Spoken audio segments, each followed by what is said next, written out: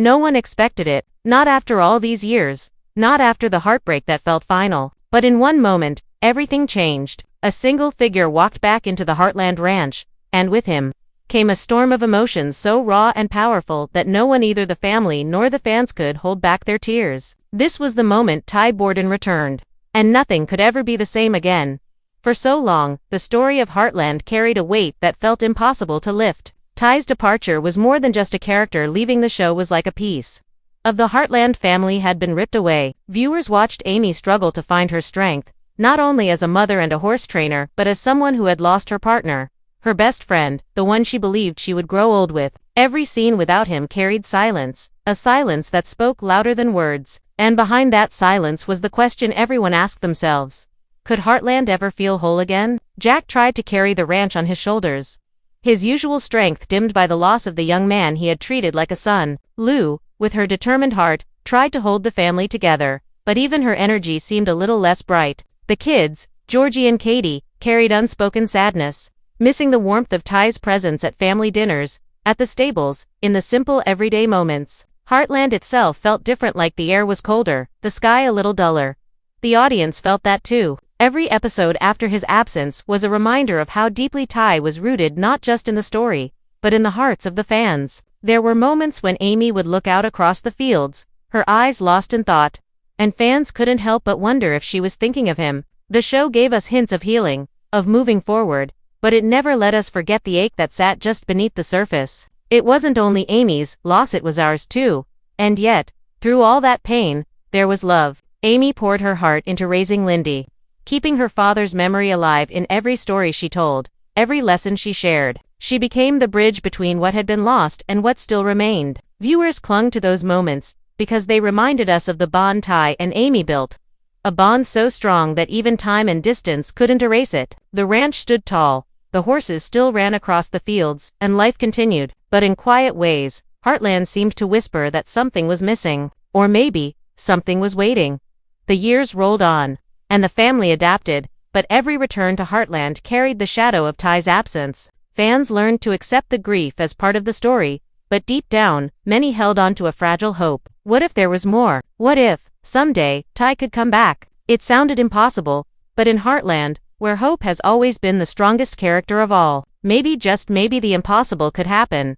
Something began to shift at Heartland, almost too quietly for anyone to notice at first. It started with small, fleeting moments that felt ordinary on the surface but carried a strange weight, as if the universe was leaving breadcrumbs. Amy, who had become so used to hiding her pain behind strength, began to dream again, dreams where Ty wasn't gone, dreams so vivid she could feel his presence beside her, hear the sound of his laugh, even smell the faint trace of horses on his jacket. At first, she dismissed them as memories replaying in her mind, but the dreams grew stronger, more insistent, like whispers from a place she couldn't explain.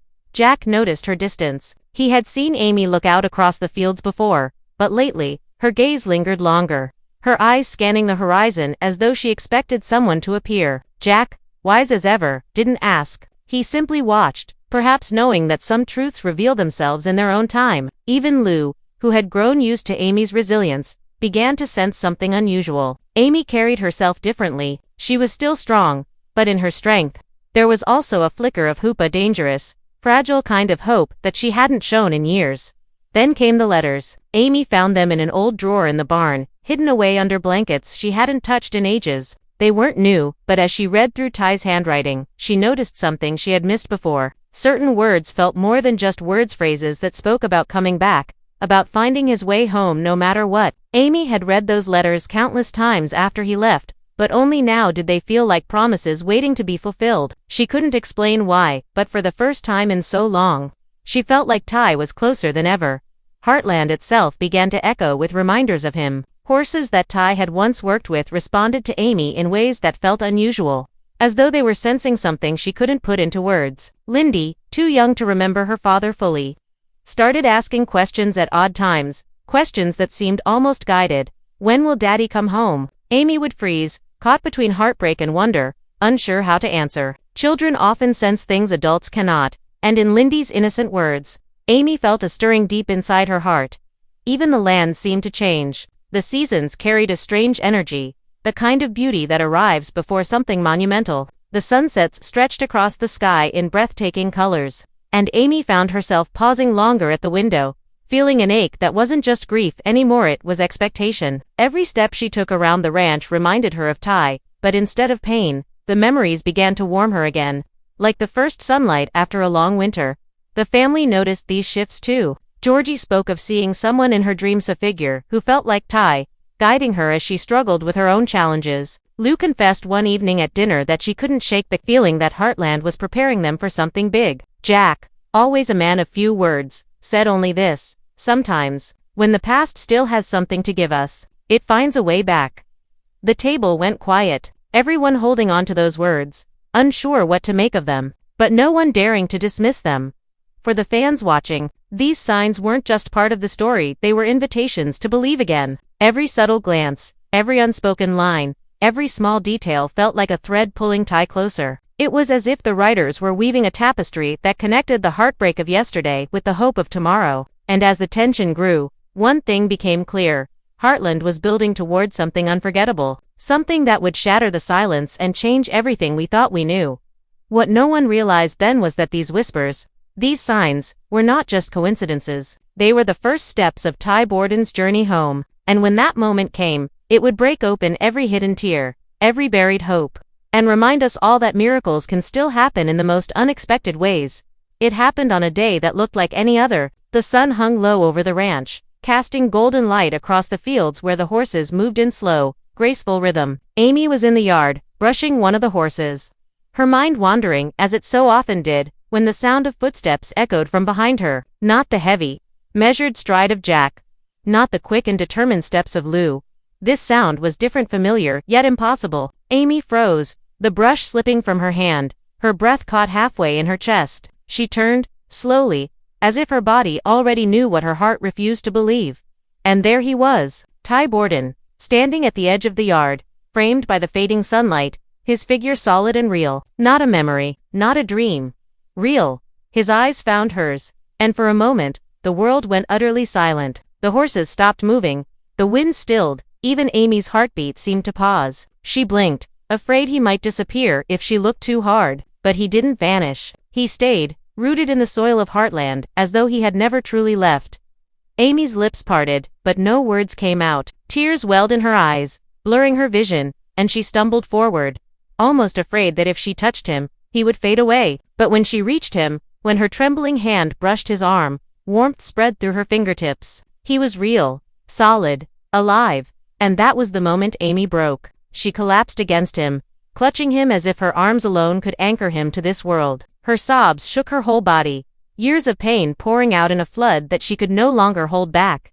Inside the house, Jack had been sipping his coffee, staring out the window, when he noticed Amy outside. He saw her drop everything and run, and curiosity pulled him to the door. But when he stepped out and saw who stood in the yard, the cup fell from his hand, shattering against the porch steps. Jack, the man who had weathered every storm, whose strength had carried the family for decades, felt his knees weaken, his face crumpled, his hand gripped the railing to steady himself.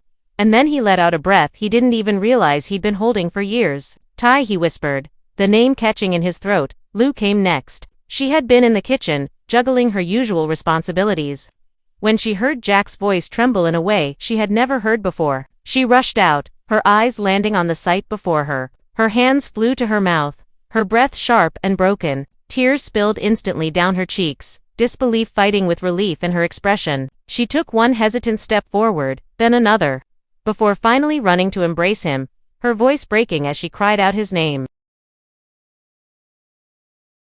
Then Georgie and Katie appeared, confusion painted on their young faces as they tried to understand why everyone was crying and running toward the yard. But when Georgie's eyes fell on Ty, she froze, a hand covering her lips. Memories of him teaching her, guiding her, protecting her came flooding back, and she ran into his arms, her sobs joining Amy's.